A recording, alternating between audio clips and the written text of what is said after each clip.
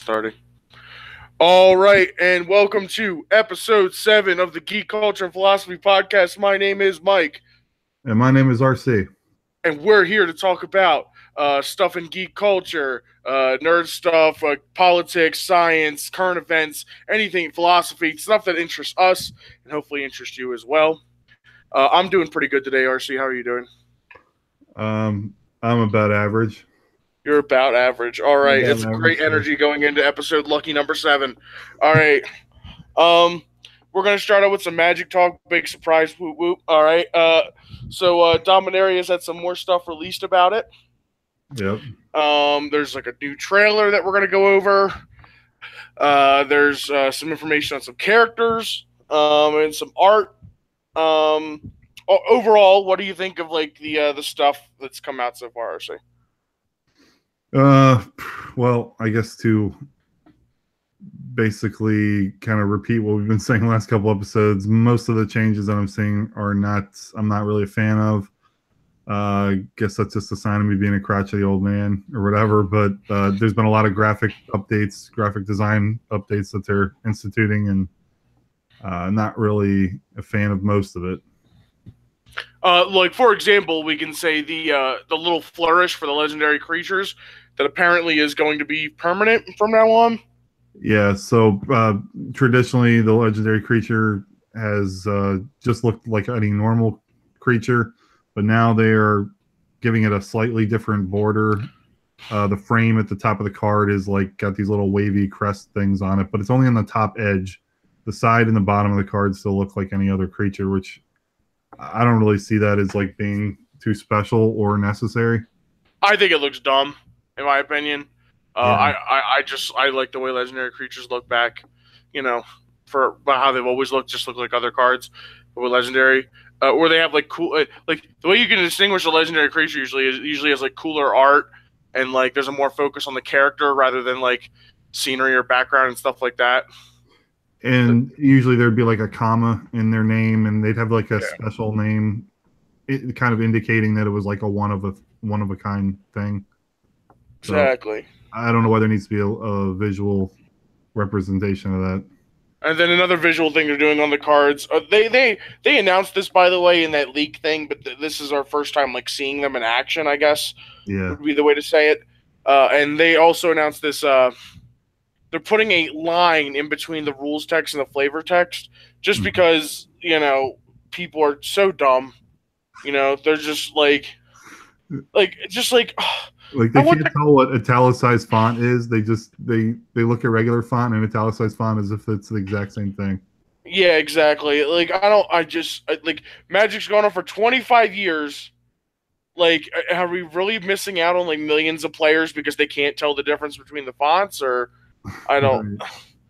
I think it looks dumb. Because they did that on I think that line used to exist on like Portal, right? Portal cards. It was much thicker and more pronounced. Now it's like, to me, it looks so faint. It almost looks like somebody drew on it with a pencil, and it kind of looks like an error on the card. Yeah, it looks like someone like put like a pedophile mustache on my Magic card. Exactly. Yeah, and for a game that's largely played by children, it's not a good look. Well, it's kind of a reach, but I see what you're saying. Well, yeah, honestly, that's what it reminds me of. Is like the stereotype, whatever. That pencil mustache that people creeps out in TV shows. Yeah, what I would say is that it looks like they're just, I don't know.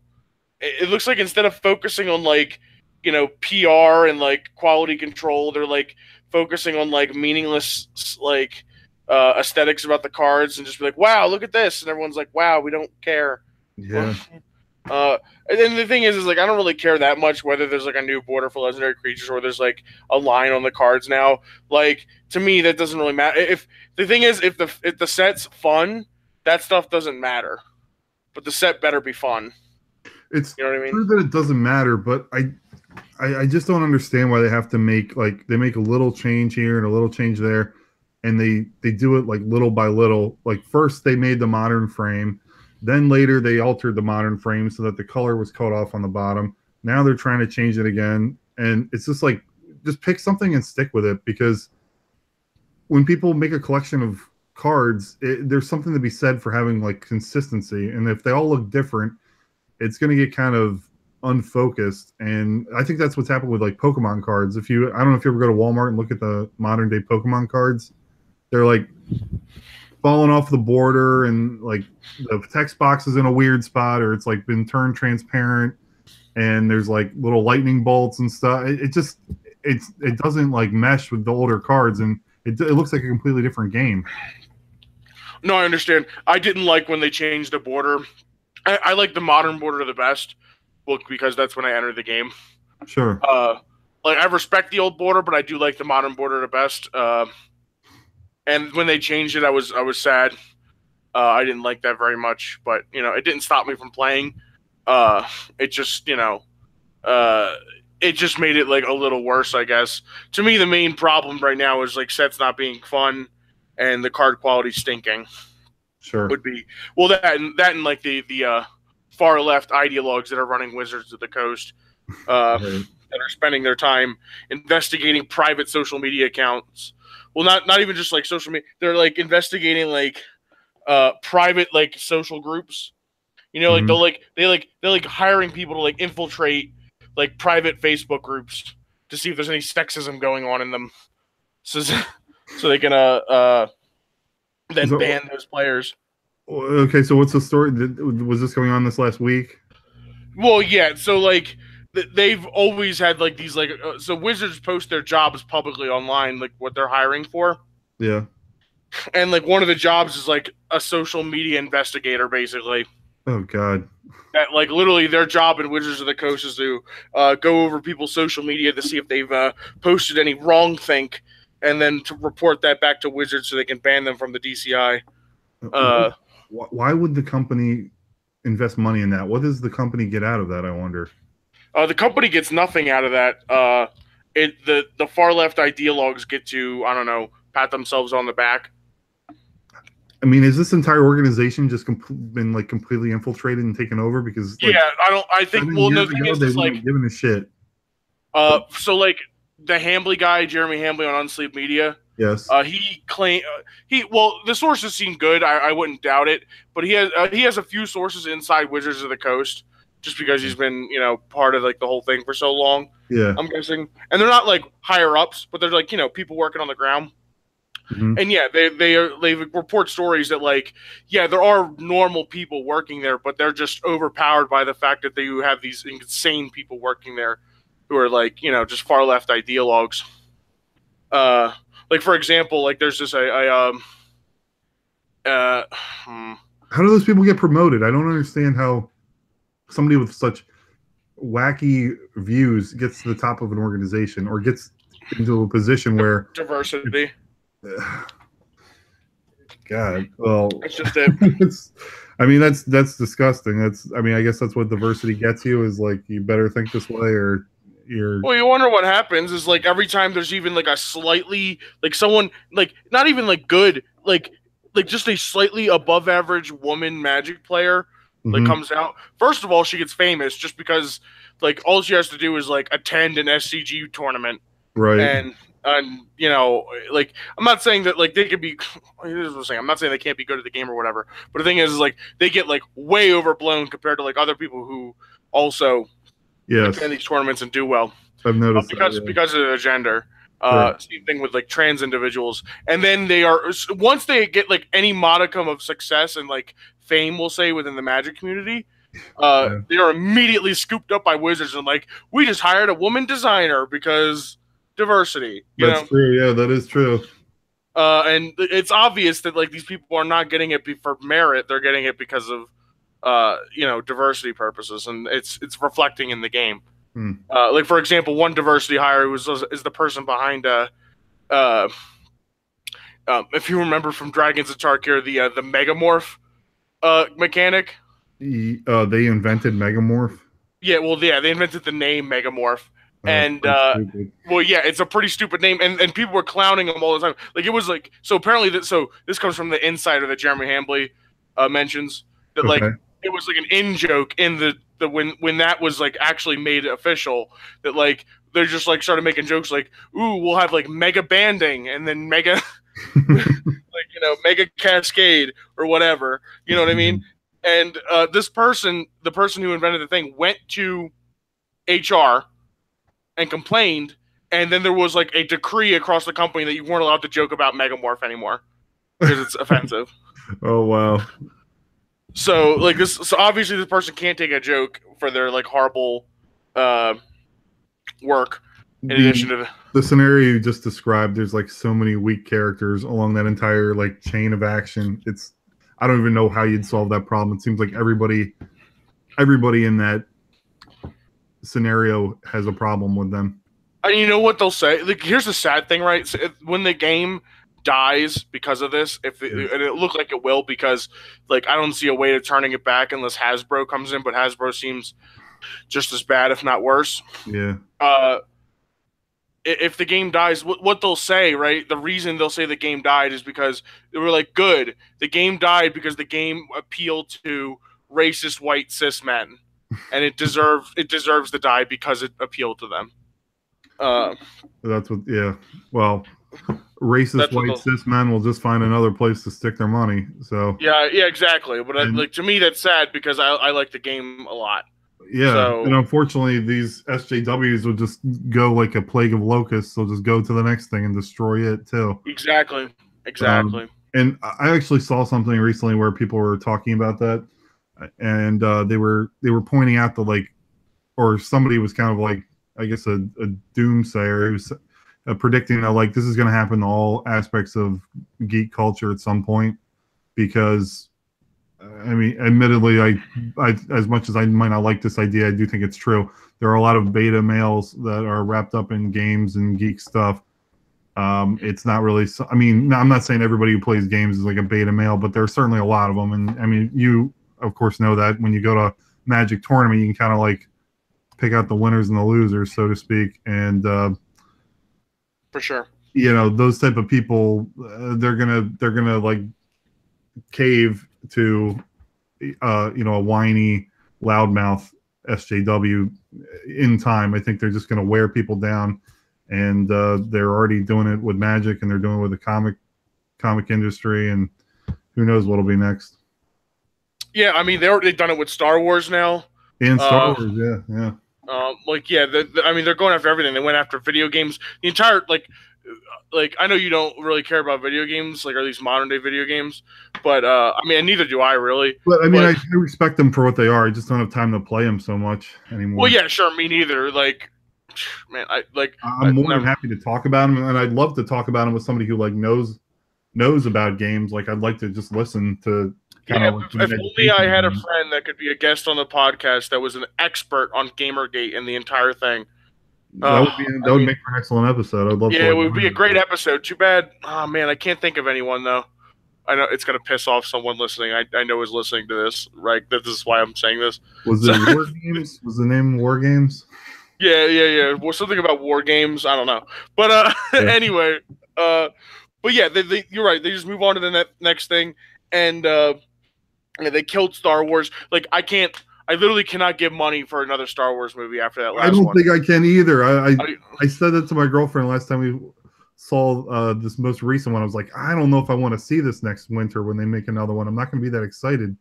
They've disappointed me twice in a row. I'm definitely not going to see the Solo movie. Like, that looks like garbage. Oh, my God. Right. I'm like, oh, man, how are you going to... I'm just going to pretend it doesn't exist because I know it's just going to ruin the character of Han Solo more than they already have. Yeah. So I mean, I might do something to.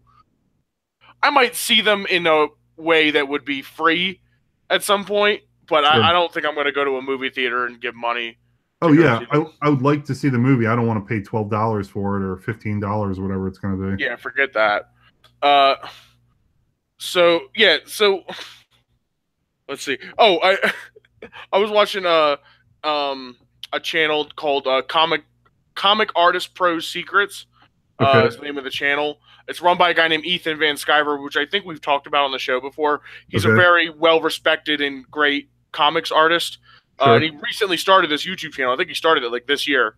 Cool. To just like really like he does like reviews of other people's like art and like comic books and like pop culture, and and like he's a little unique because he's just he's a Republican who is in the comic industry, which is like 1% of the comic industry, or at least 1% of like that's not a common thing, or at least a 50-50 thing. Yeah, it's not 50-50, at least at this point. Okay.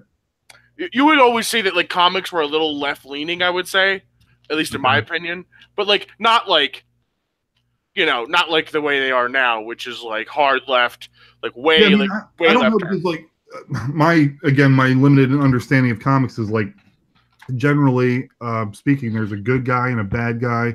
The men are drawn in a way that they're like masculine, muscular.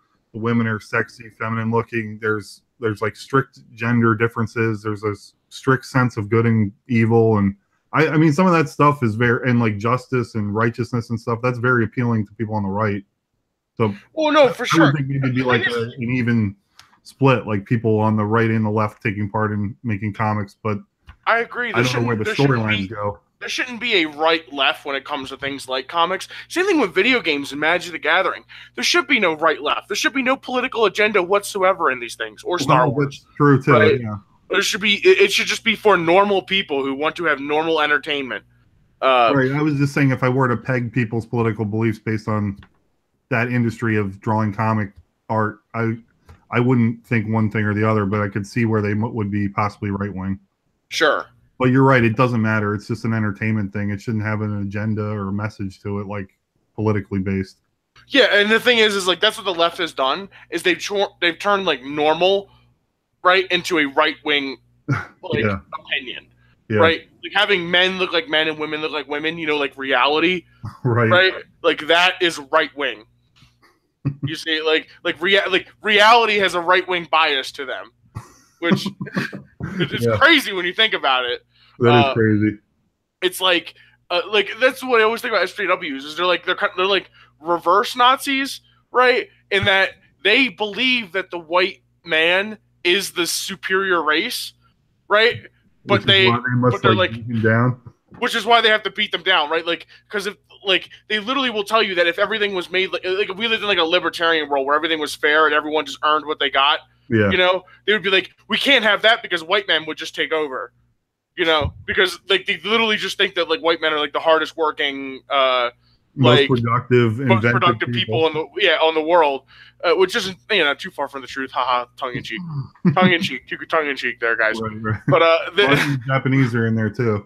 Yeah. The East Asians are pretty good. Just the Ashkenazi Jews. Maybe not that. That's kind of a mixed bag and high intelligence, but then like subversive behavior. Yeah. Oh man! All right. So anyway, I hope we make it big. This will be the first one they bring up to like destroy us. Holy. Anyway. But yeah, like they just like they live in a world where they believe that white men are the superior races, which is why they want to beat them down so much. Which is it's crazy when you think about it, but anyway. What a joyless people! Why can't they just sit back and like enjoy the entertainment? I agree. Why predominantly white men have created? Exactly. Or like, for example, like remember like that Black Panther movie came out and like all these articles came out where they were like, white people, you need to let black people enjoy this movie. This movie isn't for you. And like, I just want to like go sit there like, I have a question. I got this one from, I got the I have a question line from Diversity in Comics, who got it from Red Letter Media, I think. Okay. Good citing of the sources there. Yeah, I know, it's good. Yeah, I just want to make sure people know that like, I'm not stealing, I'm giving credit. So it's not stealing if I give credit. So yeah. So like excuse me, I have a question. Did you guys know that Black Panther was created by Stan Lee, and who's a white guy? A Jewish guy. Jewish white guy. Leibowitz or something. Yeah. Just to let you know that the character that you say is not for white people was invented by a white person. Just thought I'd let you know. So yeah, that's cool, man. I imagine that pissed off a few people. Well, whether or not you hear about it, they can't like hearing that stuff. No. They're like, man, just SJWs are crazy, man. Well, There's it just shouldn't like, matter. Like, it shouldn't matter who creates something as long as it's like if you enjoy it, just like be okay with that. Why does it have to what be if like it, we got to have an that's what I equal mean. number of all these I don't different want types to of bring people make race. stuff? Yeah, I don't want to bring race into stuff like comic books or magic, right? This No, should have no place whatsoever. It's just enjoy it. Enjoy but the they're putting us environment. on the defensive, right? Like they list, like what are you supposed to say when someone like calls you a racist bigot, right? Like you can't just let them like keep telling everyone that you're a racist bigot. You have to give them evidence for why they're wrong, or at least that's the normal response to that, Well, right? that's the response right now. I think at some point in the near future, the term racist or bigot's not going to have as much power as it might No, have right now you're right, and that's starting to happen because for they're sure. overusing it and it doesn't even mean what the hell they're talking about. Yeah, so like, well, like it's like Nazi right now. Like Nazi doesn't mean anything. They call Jewish people Nazis. Like, what did they do? You know? It's like the most anti-Nazi thing you could be. Yeah, like literally, like yeah, literally the most anti-Nazi thing you could be. They call you a Nazi. So like, the word doesn't mean anything anymore. And then you're right. Soon it won't mean anything. And they're not gonna have many insults left because they're Yeah. yeah. That's So do you want to get back to Dominaria stuff? A few more yeah. Dominaria Sorry, we went off a little bit, but I like doing that. Yeah, no, it's cool. It made sense what we were talking about. One other thing they announced with Dominaria, on topic of the SJW, just bullshit, is they announced this new planeswalker named Vivian. Yes, Vivian. Who is a female Garrick, who they've now replaced, or female elf Garrick. We're assuming she's female. She's at least female presenting. We don't know what her real. Oh, you're right. Yeah, it could be anything. Ooh, boy. Okay. Might have an Adam's apple that we don't know about. I don't know. Yeah, I don't know. Maybe elves work differently. Planeswalker. Yeah, and I don't know. I don't think she has a card in this set. We probably would have saw it already if it existed. She might have a card in the next set or whatever. I think I also heard that Mark Rosewater said somewhere that there were only 3 planeswalkers in this set, so that would be Karn, Teferi, and Jaya. Jaya, right? Yeah. So they've already been released. Yeah, I'm assuming next set we'll probably get a Vivian. I'm gonna guess. Sure. But what I would say is that they took my man Garrick, who was my favorite planeswalker when I first started playing the game. All the way back to like Garrick Wildspeaker. That guy was a baller. And at the time they released him, he was supposed to be like the poster boy for green because they were trying to like basically rebrand a game and give every color an iconic planeswalker to kind of represent that color going forward. And I think they did a great job, honestly. Yeah, Garrick did a good job of representing what green is about, and he had a cool story and a cool power. You want to talk about him a little bit? Yeah, I mean, you can correct me if I'm wrong, but his backstory is he was growing up with his father, and then his father got like kidnapped or something or killed. That sounds familiar. He was like imprisoned, I think.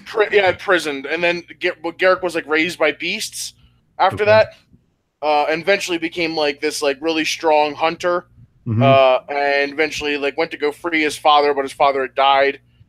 Which activated his spark. I think that's what triggered his spark. I think he avenged his father, and then planeswalked away to wherever, and then eventually, and he had a simple story that like made sense. He's like the predator of the Magic universe or multiverse. Sure, because he was raised in the wild, and like that's the perspective he takes. And civilization betrayed him, so he sides with nature in most things. It all made sense. Yeah, and while he befriends animals too, he also is like a predator in that he goes after like the greatest hunts in the multiverse. Like he tries to like hunt the greatest beasts, as like instead of killing them, he like binds their spirit to himself or something like that to something like that. Able to summon them. Yeah, and he gets all these like cool, there's a card called like Garrick's Horde that's just like a horde of beasts that he's like. Yeah. That's what it represents at least. Yeah. So eventually in Innistrad, he was brought in and he was the first flip planeswalker because he was cursed by Liliana the Veil. Yeah, well, double-faced is what the... Double-faced, whatever. The absolute terminology they like to use. Yeah, but yeah, flip planeswalker, whatever. So he gets on there and... and then eventually, I don't know, was the card in Dark Ascent? I think it was an Avacyn Resort, that card, right? The Triumph card. Oh yeah, that's okay. So he followed Liliana to the plane of Innistrad because she cursed him at an earlier point in time? I think yes. And so Followed it in. he's following her to Innistrad, and then he wants her to remove the curse. So by the end of the block, he is finally able to confront her. And there's some cards in the third set, Avacyn Restored, where they're having like a little tiff with one another. Yeah, and on the card, he has her pinned on like to a stone, and is about to punch her in the face. And as long as you're a Magic player and you know anything about the story at the time, the card made complete sense. But some people who like don't even play Magic were like, "Look at this card. This is a man beating a woman, like a big strong man. He's about to rape her or something." Right. You know, Yeah. like just context. Like if context doesn't matter, then like nothing matters. Like, what are we supposed to say when, like, if context doesn't matter? Like, oh, Well, Magic at its core is a game about confrontation of two opposing forces. Sometimes a man is going to get the upper hand on a woman, or a masculine entity is going to defeat a female entity in the grand expanse of the multiverse with all the characters and creatures and all that stuff. It's going to happen. Like, to depict only men succumbing to women is weird and idiotic. Exactly. And also just like these people who like have a problem with this are like pearl clutchers. Like they remind me of like they remind me of like the stories of these like Christian nuts or whatever that said like Magic the Gathering is like a satanic game. You know what I mean? Just because there's like a pentagram on the card and there's like devils and demons. There's a funny story about that. If you go on, I don't know if the comments are still up.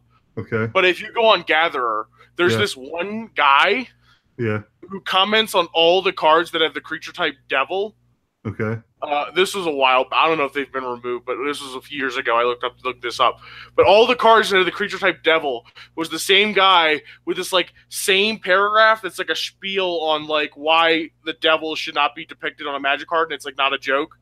Oh, really? Okay. Yeah, which I thought was funny. And one guy actually called him out. Like one guy in one comment was just like, "Dude, I've seen you boast these comments on like every single devil card. Stop." So I thought, side note, but I thought that was funny. Yeah, that's funny. I didn't know about that. Anyway. So anyway, and another thing is of the cards we're talking about. Okay, so there's one card where it shows him implying that he's going to like dominate her, beat her up, or something. But then there's another card where she's doing the exact same thing to him. And it's not like forceful and physical, but it's the way that a woman planeswalker would beat a Garruk type planeswalker would be not through physical force. Like that's how Garruk would overpower Liliana, would be through physical force. That's what he has on her. Yeah. Whereas Liliana would use dark magic and necromancy to overpower Garruk. Right. Both the cards make sense for what, like, literally that's what they're depicting, right? Mm-hmm. Is how each would gain the upper hand in a fight between them. Yeah. And I think it's stupid because Garruk was then so then Garruk had like his little appearance in that core set, I think. It was core 2015. Where they made him like the big villain. Yeah, they made him like the big villain because he was like, basically they said that like since he was cursed, he like lost his mind. Instead of like hunting beasts, he was, sorry, cut out there for a second. Instead of hunting beasts, he is hunting planeswalkers. Mm-hmm. And that's why he had like one of his abilities in that set was like destroy target planeswalker. Mm-hmm. Which was flavorful. I thought that was fine. I was like, oh, I can't wait for Garrick's redemption arc. That's going to be great. Apparently, we're never getting that. It doesn't look like it. And one of my favorite characters is just gone. And the person that cursed him, and on the the other planeswalker that's part of this like story, Liliana, was a villain. Cursed him, leaning towards being a villain herself. Yeah, like she now is part of like this Gatewatch, who's like now she gets to be part of the Burger King Kids Club that gets to save the multiverse, while Garruk is just cursed somewhere on like some godforsaken plane. Yeah. It's to me, it's a travesty. And the thing is, I like Liliana as a character. Like it's not that I dislike her. She's one of my favorite planeswalkers. She's one of my favorite planeswalkers too. But I think the fact that Garruk being violent towards her has like removed Garruk from the game. I'm like, okay, so so now you pinned yourself. I understand they'll never admit this. I understand it's all speculation because they'll never admit why Garruk is not appearing. But like, it's very clear. It's painfully obvious that like Garruk is being heavily excluded since then. Yeah, because like Johnny, he was excluded too. He was originally supposed to be the poster boy white planeswalker, but I guess in their little marketing BS that they did or whatever, they decided Gideon was a better fit. So they shifted out a Johnny and put in Gideon. But then a Johnny's been reprinted like 2 or 3 times since then as like this little side character that keeps popping back in. Garrick didn't get that treatment. Yeah, he doesn't get that treatment. They also, honestly, I think they wanted Elspeth to be the white character, but then they had her die in Theros for some reason. I don't know. Yeah, yeah. I think she'll come back someday. Well, yeah. Well, of course, she died on Theros, so like that, the rules for dying there is different from every other plane. Yeah. So, yeah. Yes. All right. Dom. All right. You want to watch the trailer now? Well, yeah. So I have one more little thing I want to talk about. It looks like now they are shortening the phrase for adding mana to your mana pool. Now it just says add and then a mana symbol. And I don't know if I like that or not, because it's been add a mana to your mana pool since the game started, and I don't know how clear it is to just be like add a symbol, but it just, I don't know. I feel like I don't know why they changed that, because it's concise, but sometimes I think they make things so concise that it then becomes hard to understand what's going on unless somebody explains it to you. Where if they explain it a little bit, you can read it on the card and you can kind of deduce what's going on to yourself by yourself without somebody telling you what's going on. And your silence tells me that you don't agree, and I sound like a crazy person. Oh, can you not hear me? No. What's up? Now I can hear you. Oh, okay. Sorry. Whoa. Why is it being... Sorry, this is the worst time for this to happen. Okay. I'm assuming you can hear me now. Okay. So what I would say is that... Oh, God, now I lost my train of thought. This isn't good.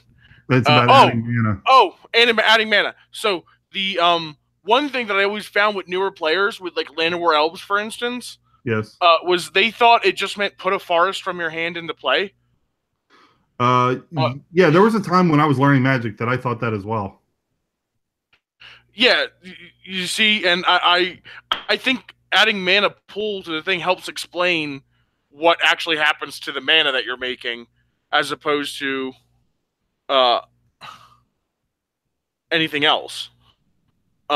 Especially now that I would say just the big, like, basic lands just have their big mana symbol in their box, their text box.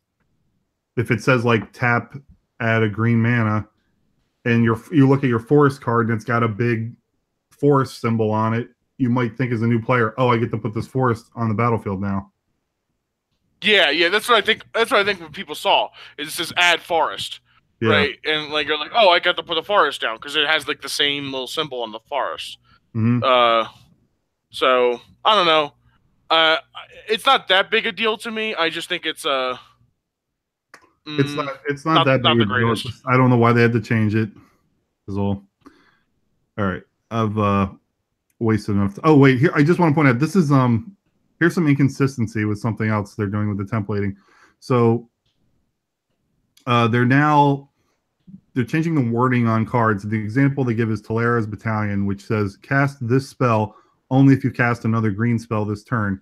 So it's the old wording used to say cast Talera's Battalion only if you cast another green spell this turn. So the card would reference its own title. Now it just says cast this spell or this card or whatever. So they're doing that on creatures. And then on spells they're doing it as well. They're saying as an additional cost to cast this spell, sacrifice an artifact. They have a shrapnel blast as the but sorry, it just hit me. This is like the same excuse they're giving for like when they changed he or she to their, or whatever because it they're saying it saves like print on the cards, text. Like whatever, dude.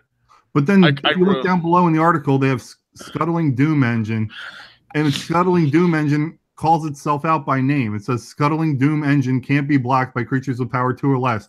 Why doesn't it say this creature can't be blocked by creatures with power 2 or less, or this spell can't be blocked. I don't understand that. Yeah, it's a little weird. Um, I I don't feel like know, I'm man. kind of losing momentum here. Do you want to do the trailer? I'm sorry if I'm going in Yeah, circles here. no, you're good. I just honestly, I'll say that those changes I don't care about. Like it doesn't rub me anyway.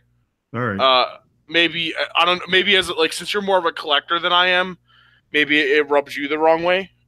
But I'm only looking at it from a player standpoint, and to me, it's just it's a change that doesn't do anything. So I care a lot about balance and consistency, and when I see changes being made that don't really serve any great purpose, I just wonder why are you doing this? Like why make changes for the sake of making changes?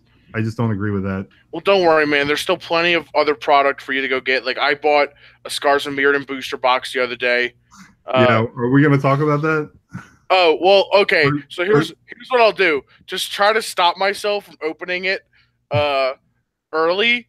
I'm yeah. gonna say on stream or on podcast right now that I'm gonna Okay. save it to open it on the show next week. Okay. It's gonna be incredibly hard for me to do that because I'm a degenerate. But well, the fact that I'm saying it here will at least give me some sort of incentive at least to not open it.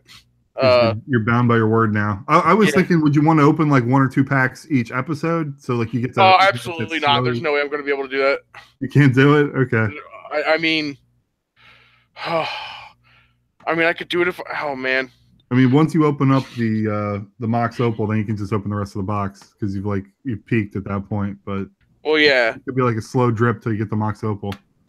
Yeah, I just want to go over. So, like, the thing is like it'll be great for the podcast. Like, it'll be like a casual podcast next week if we do this because I like I'll have like a story for like every single common and uncommon in this set. You know what I mean? Okay. I'll be like, oh man, I remember this time where I used this card and I wasn't even sure what it did and I lost a game because of it and I was so mad. Okay. You know, and stuff like that. You know. Okay, so we could just make that the entire or a large amount of next week's show is just like going over Scars of Mirrodin. Yeah, unless something else like big happens, of course. But all right. Well, it just gives us an out for something to do, I guess. All but right. anyway, let's watch this trailer. Yeah, all right. So we're gonna watch the Dominaria trailer. I've not seen this. You have not seen this, Mike, or you've seen very limited pieces. Yeah, I've seen like a limited amount of it. And we'll pause it if there's anything that we want to comment. All right. Say go when you're hitting play. That way I know when to hit play. Okay. I'm going to say go. How many times can you rebuild from apocalypse? Dominaria, you've almost lost count. Pause it. He's celebrating. Yeah. Can you turn it up a little bit? Sure. You want me to restart it? Yeah, let's just restart it because I don't think it was. I could barely hear it. So. All right. Restarting again. Here we go. And go. How many times can you rebuild from apocalypse? On Dominaria, we've almost lost count. As we celebrate a world reborn, darkness is growing. Each day wasted brings us closer to ruin. I've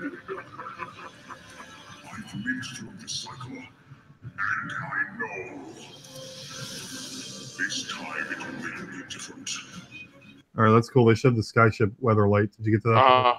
Yeah, I saw the weather light. Okay.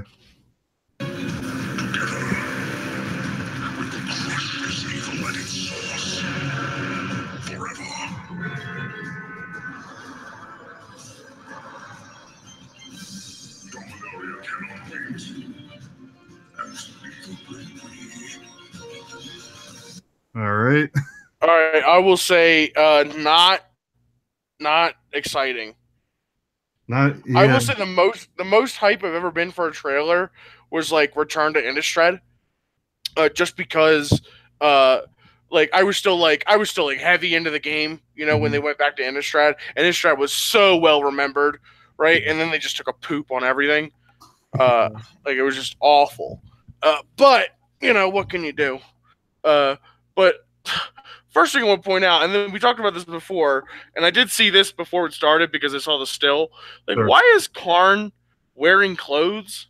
Yeah, he doesn't. He's never worn clothes before. I don't know why they put him in a costume this time. It doesn't make any sense. Also, rip flat earthers because Dominaria is a sphere. Uh, That's right. Yeah, yeah. so just so you know, flat Earth proven wrong by Wizards of the Coast. I always did think that all the planes were flat though. Besides Mirrodin, I thought that's how it worked, but I guess Well, not. because they're planes. I imagine a plane it's like flat. That's what I imagine as a plane. Yes, and like the problem is if it's a sphere, then what's outside of the sphere? And like you go to a plane, like where do you draw the line? I mean, how many planets are in these like solar systems of these planes? And So, like, yeah, do these where planes do you draw the all line? exist in their own solar systems? And are there other planets that have life on them in them, or is it like Exactly, exclusive to this one? It doesn't exactly. make Like I get they want to be like, oh, look at us, it's a sphere. Like I don't, whatever. Like it's all weird now. Like the planet, it's a sphere, and Karn has clothes, and there's a guy named Belzenlock. Uh, Oh, the that's demon. like I said before when we were talking about this creature. We saw his card. His card, first of all, his card sucks big dick. And secondly, his name is stupid. It looks like they spent like 6 seconds coming up with his name. Yeah, Like it's literally like if you were like a DM for like a Dungeons and Dragons campaign and you yeah, had to hurriedly make up a villain name, like Bells and Lock is like something you'd come up with. yeah, yeah. I agree. It sounds like an old D&D character name from like the 80s. Yeah, exactly. Seeing the Weatherlight is cool. I will say that. Though, you know what's going to be stupid is they're going to have a Weatherlight vehicle card Oh, yeah. Oh, yeah, you think they will? That might be a mythic rare. that's going to be a mythic rare for sure. It better be Whatever good. it does, it better be good. It better be like the best mythic rare ever. Yeah. It better, it better say whenever you attack with this vehicle, uh, put Tezzeret, Agent of Bolus, and Pithing Needle into play. There you go. On a serious note, I think it would be cool if it had like an alternate win condition on it somewhere. Oh, Because that'd be cool. the Weatherlight, from a story perspective, it was the weapon that was able to like defeat Yawgmoth and cause that whole mending and all that stuff to happen. So it should. I think if it had an alternate win condition or something similar to like a door to nothingness, where you can actually make somebody lose the game, if not make yourself win the game, that would be very thematic. But yeah, maybe I don't know. Pithing Needle is. It should have something powerful. like it should just be like crew 100, and then it'll like if you crew this vehicle, you win the game. Or Okay. that'd be lame, but that's Yeah. honestly thinking of Magic. That's probably what they do. Uh, let's see. Anything else that looks interesting? I think the one guy is supposed to be Liliana's brother. This guy. Oh, With really? if you go to like 19. 19. All right, let me mute it first.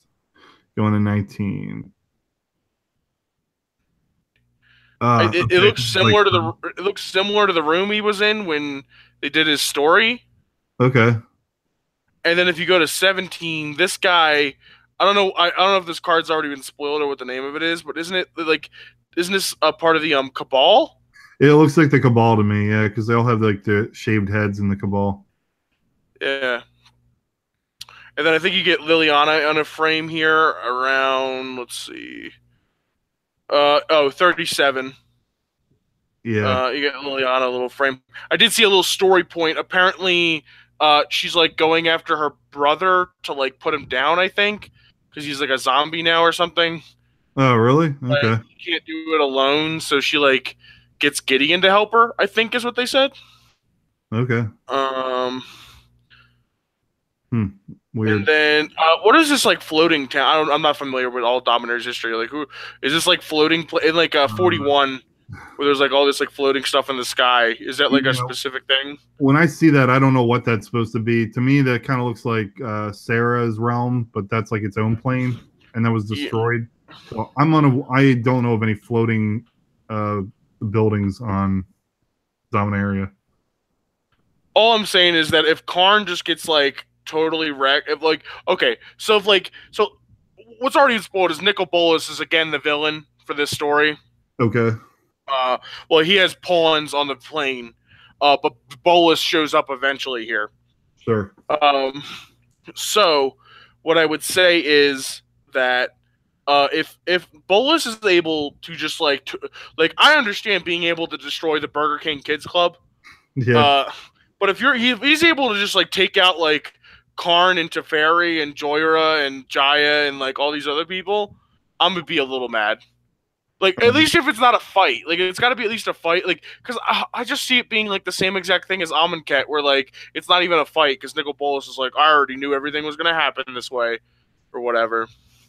Also, yeah, if we get any stupid Amonkhet zombies on this plane, I'm quitting Magic. Just letting you know. just like to ruin the feel of Dominaria. I'll take Fractions. Like if he wants to bring in some Fractions from Mirrodin, Yeah. I'm fine with that. That's like themed to Dominaria, but not like the stupid like whatever the Unearthed or the whatever they're called from Amonkhet. Yeah, I know what you're talking about. Like more powerful. They're like glorious or whatever when they're dead. Yeah, exactly. Like whatever those are that he has an army of. I hope we never see them again. Honestly. Yeah. But I know we will. So. I think Karn may not be as powerful as Nicol Bolas, but he's very close, I would think, from a story perspective. And it would be stupid if Nicol Bolas was just like, was able to beat him somehow. Because I think Karn is one of the... Karn and Ugin are the only two planeswalkers who could probably, like, go head-to-head with Nicol Bolas. The weird thing is, like, Ajani actually got pretty close to defeating Nicol Bolas back in Alara block. And he was supposed to be so powerful back then. So... yeah. Well, yeah. I would say I can understand if Karn has a little bit of a downgrade just because like he doesn't have Urza's Spark anymore. He has Venser's Spark. Venser's Spark, yeah. So I don't know, like obviously Venser isn't an Urza, but I don't know, man. But like the thing is, like usually with stuff like this, the way power is determined is just how old you are. And yeah, Nicol Bolas would be the oldest character in the story, but Karn's not that far behind. No. I think so.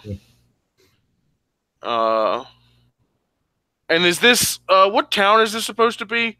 At 26, is that like Teleria? Is this supposed to be Teleria? 26. Let me look. 26. Yeah, that looks like the Telerian Academy to me. Okay. Yeah, because it's right on the coast of the ocean. Yeah. Yeah. I'm gonna look at Bells and Lock. Yeah, this guy's a piece of shit. How do we go from like, okay, so like, we go from like the contracts of like Liliana, like all her demons, right? Because this guy represents one of Liliana's demons that she's contracted to or owns part of her soul. Yeah. Right. We went from Gristlebrand, which is like an iconic Magic card, like one of my favorite ever printed. Yeah. To like the one guy in like Magic Origins who was like crap, and then this guy who's crap. And like, why does everyone have to like? I understand if you can't do Gristlebrand again because Gristlebrand is like unique and cool, but like at least make him cool. Like, don't have him. Gristlebrand is an actual cool name. Bells and Lock is not. Yeah, I agree. He doesn't. I don't know. He looks kind of stupid. He looks like a Mexican wrestler, and with his makeup. Luchador. Yeah. Well, you know. We'll have to see. Well, yeah, we'll see. I'm assuming that like Bolas has got his like little schemes in place and something's happening. Like, I guess Karn just abandoned Mirrodin. I guess that was his thing. Like, dude, what is all this retconning they're doing? I don't understand. That was supposed to be Karn's like main mission. Is like I will purify the Phyrexians from the multiverse. Yeah, and they set up like a return to like I understand if you don't want to go back like. You don't want to go back to Mirrodin too soon because it'd be the third time you've been there in Magic's history, like on a plane that's not Dominaria, right? But if you're gonna bring back Karn, right? Like, why is it not in like any relation? Like, okay, I think my feeling is they will tie it into the Fractions at some point in this story, and not too long. Like, it'll be actually short in the future, which won't be bad. Well, Okay, from what I know, from what little I know about the Cabal, they were really concerned with the Mirari, which I think had something to do with Phyrexia at some point. I don't know the origin of the Mirari, but I thought the Cabal had some sort of like loose tie to the Phyrexians, possibly by way of the Mirari. And if the Cabal is still there, maybe there is some sort of Phyrexian tie there. Maybe. Yeah, maybe. I'm a hoping. I don't know. I don't know what I'm hoping at this point. But like they honestly, Mirrodin was such a Scars of Mirrodin. That block was so well written story wise. Like the Fractions won, but there was a Mirrodin resistance that still existed. They had the favor of the Red Praetor. Yes. Cool. Like that was made clear, right? Yeah. And then like they even set up like that there were cards that referenced like the Fractions knew that there were other worlds, but they didn't know how to get to them. Yes. Like that kind of stuff. Like it was all set up, but then they were just like, you know what? We're just gonna have Nicol Bolas and Tezzeret do everything. Like, okay, whatever, fine. Like, don't you guys like zombies? Now we got a bunch of Egyptian zombies. They're gonna get you. Yeah. Okay. Amonkhet could have been better, definitely. Yeah, Amonkhet was not great. I did not. Amonkhet is probably one of my least favorite sets that I've lived through. Yeah, and had so much potential because Ancient Egypt is very cool, but not executed well. Mm-hmm. Well, anyway, I think honestly, I think that's enough for today's podcast. Yeah, I'm cool with that. Have a little Magic podcast, and then because I don't really want to talk about anything else, and honestly, it makes me mad watching this and seeing some. There's some. I mean, yeah, there's some cool stuff, but there's not all the cool stuff. Only other. Oh, okay. One more thing on Magic, I'll say. Sure. Is I got this from Magical Tabletop Girls, the trans person we watched the video of in the one episode. Yes, last episode, I think. Yeah. She was talking about how like they're replacing already like diverse characters with just like other races, which I don't understand why that's okay, right? Like it doesn't make like. Okay, give an example. Okay, Teferi was light skinned, kind of like Arab looking, or at least probably like North African, you'd say. Yeah, right? Maybe he's always been black. Well, he's been black, but he was never like. He didn't look like he was like from Detroit, we'll say. Sure, yeah. He looked like he was like royal and like cool and like all this other stuff. Like, and that's not this. See, it's coming out wrong. What I'm saying is like he had a cool hat. They got rid of that. He had a cool hat at one point, and then. But the thing is, they're replacing him with what an American stereotype of what a black person looks like. Okay, yeah, I can buy into that. He looked. I thought in the past he looked like distinctly African. Or not to me. Like he always looked like at least like you could like consider him Egyptian, maybe Arab if you wanted to. Okay, you're referring like to his main card, Teferi, Mage of Zalfir, or like him on like other cards like Teferi. You're right. During Invasion Block, he did have a hat, and okay, I'm thinking of like search the card Disruptive Student because that's supposed to be his first depiction on a card. Urza Saga. I'm looking it up right now. Oh, well, I guess just looking up Disruptive Urza Saga.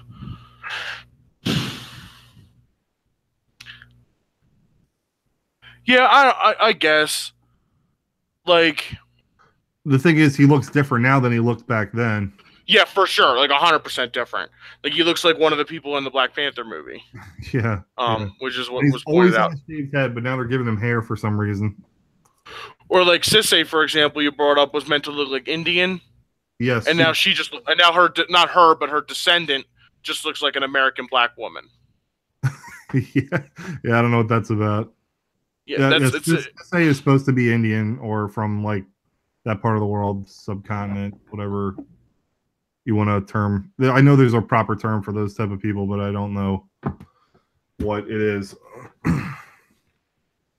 Like the Pakistani Indian type people with that complexion and features. Mike? Yeah, I guess. Okay. Sorry, I was like looking at something. I apologize. That's all right. What I'm Yeah, like I just don't understand. Like they gave her like dreads, right? Or if I can look up the art, it's like the air, like what's it called, Arab Sisse or Arab Sisse. something like that. Something like that.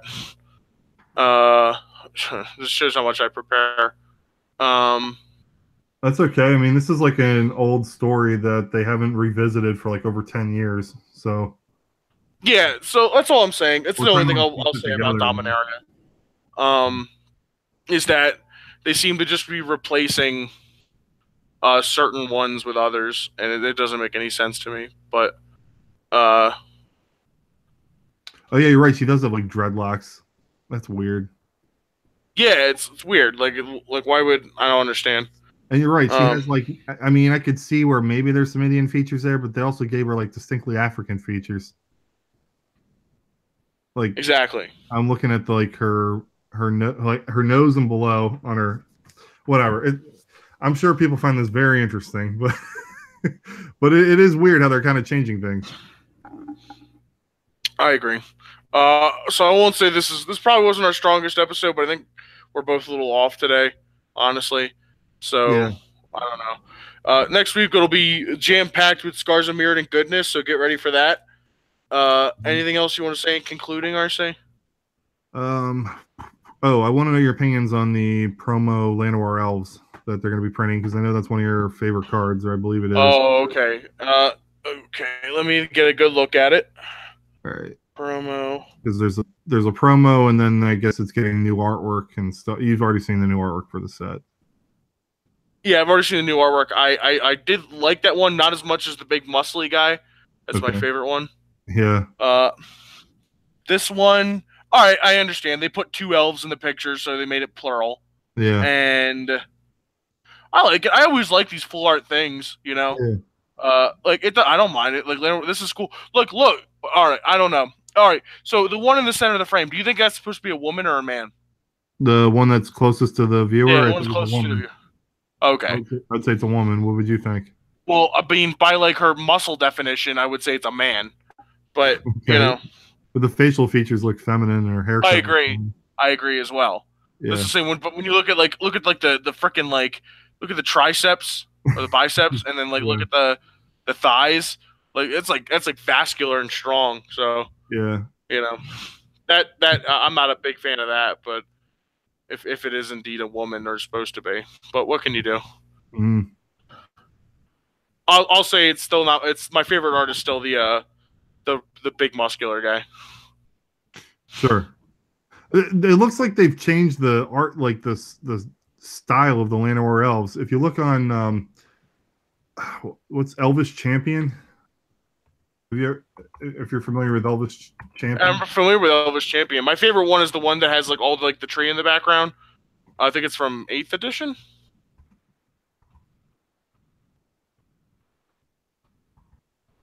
Elvish Champion depicts a female Llanowar elf.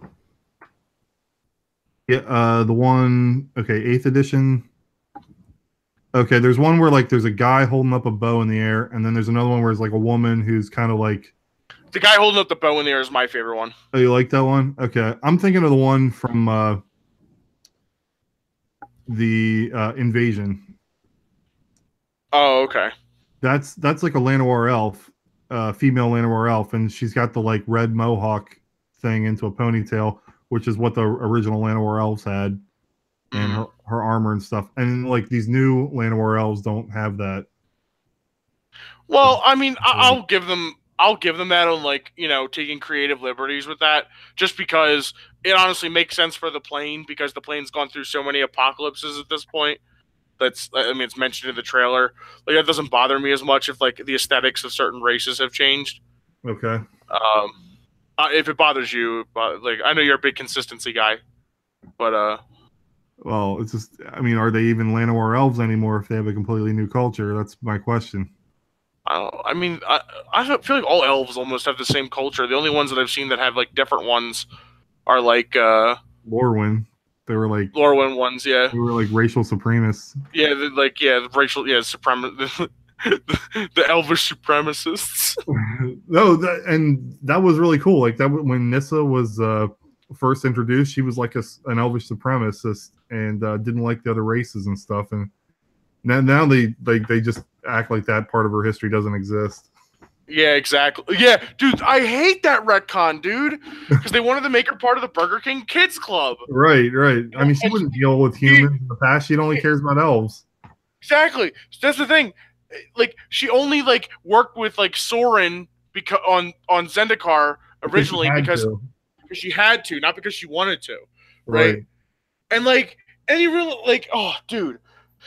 And that's like an actual interesting trait for her to have, or like overcome. Like that could be a story, like how she overcomes her.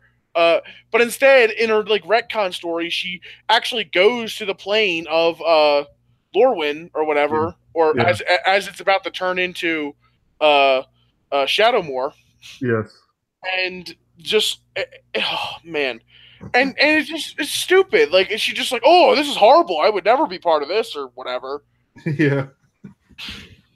You know, in the Lorwyn races, I think you can draw a lot of parallels between the elves of Lorwyn and like the modern day like alt-right, and then like the goblins or the boggarts are like the like Antifa leftists. Like they are, because like the goblins are like they're filthy, they like dirt and grime and stinky things, and they like steal things, they steal pies out of people's windows and stuff like that.